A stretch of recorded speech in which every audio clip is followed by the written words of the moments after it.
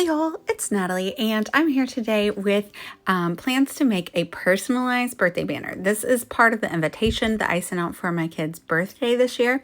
We're gonna have a party at the house, and I love to make personalized decor. You can make it match any theme you want, and it can even contain people's names, and I think it's a really good wow factor. So I'm gonna give you a few tips on how to elevate your party decor. So let's get into it just now. Thought I'd show you how to work in Design Space a little bit in case you're unfamiliar with it. Cut files are fabulous and are really useful and quick, but sometimes if you're doing something kind of specific, you may need to create your own. And so you can do some Google searches for icons or free clip art, and then you can also grab free fonts online and do a lot of things yourself. And so I am making this banner to mimic the boys' birthday invitation. And the banner piece is something that I had from an old cartridge back when Cricut used cartridges. And so I'm going to bring that, I'm going to duplicate that because we're going to make the second part of the banner. So that's the background. I also like to play around with the colors just to see how it's going to look in real life. And so that's why the colors are pretty similar to what you'll see me doing on the final project.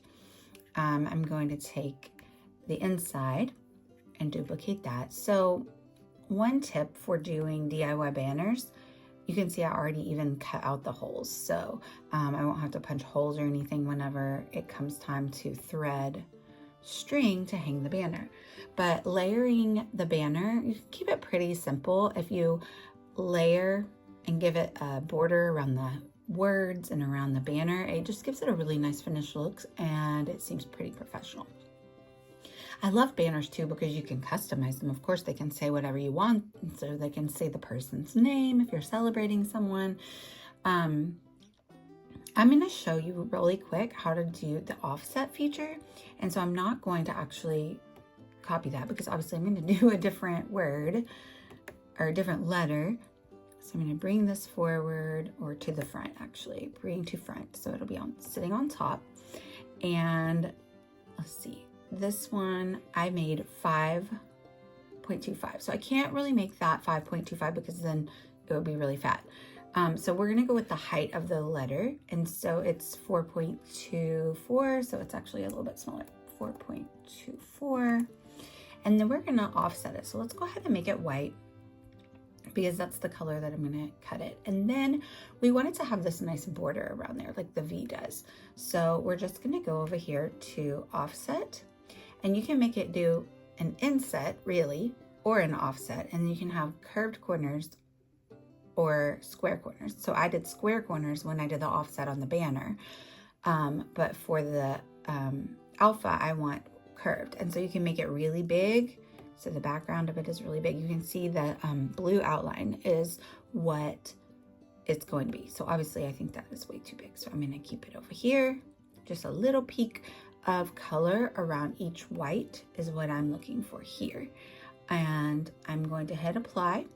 And you can't see it because it turned it black, but I'm just going to change the color for you here, make it purple, and there you can see. So it has a nice offset. And so everything will cut the colors that you put them. Well, I mean, obviously they're not going to cut the colors. You're going to put the paper. So like, but the drips at the top are white and the background of the banner is white and the letter is white. So they'll all be on the same page if I go to cut this right now.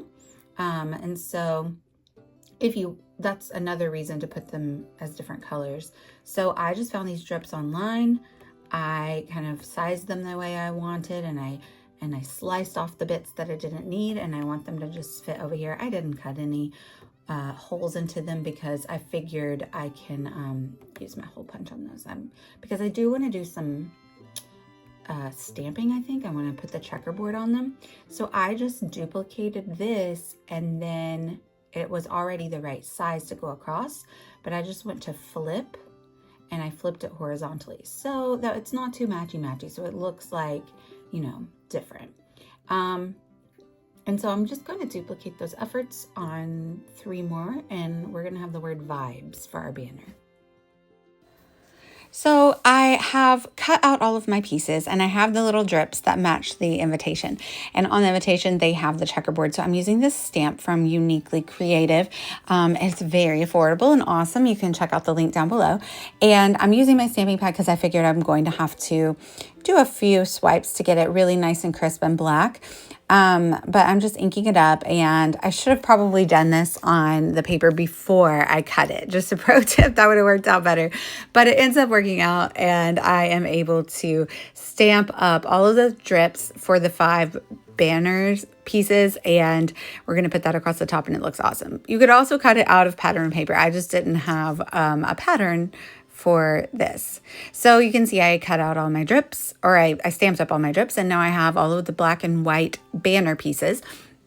So not only does layering the pieces together make it look kind of professional or well done, but it also makes it sturdy. So you don't want to use really thin paper and only do one layer, because your banner will likely curl up, especially if it's been stuck to a electronic die cut sticky pad to cut it. A lot of times that may make your paper curl up.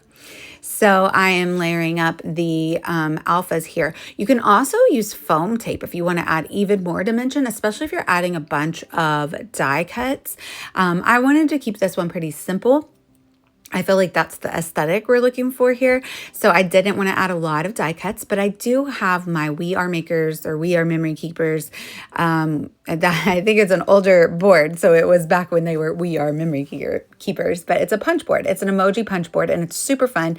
It's a really fun thing to have around the craft room for yourself, but I think it's really fun for kids too.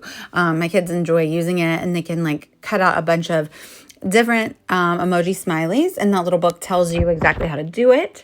And I'm just putting the invitation back up there. You can see that the smiley had a little bit of a border of color around the black smiley, and so I went to my die cut machine and I actually cut a couple of larger circles so that the color will show around, since I am doing the smiley in black and I didn't want them to blend in too much with the banner. And I do think I added some popped up foam dots on those. So check this layout. No, it's a banner. Check out this banner on the ACOT blog today. I'm going to link down below with my affiliate links if you would like to buy any of these products. And I hope that you're inspired to use your own paper crafting supplies to use in your home decor. You can make holiday banners, you can make birthday banners, you know, whatever you are celebrating. A personalized party decor is really fun. Thank you guys so much for watching. Bye, y'all.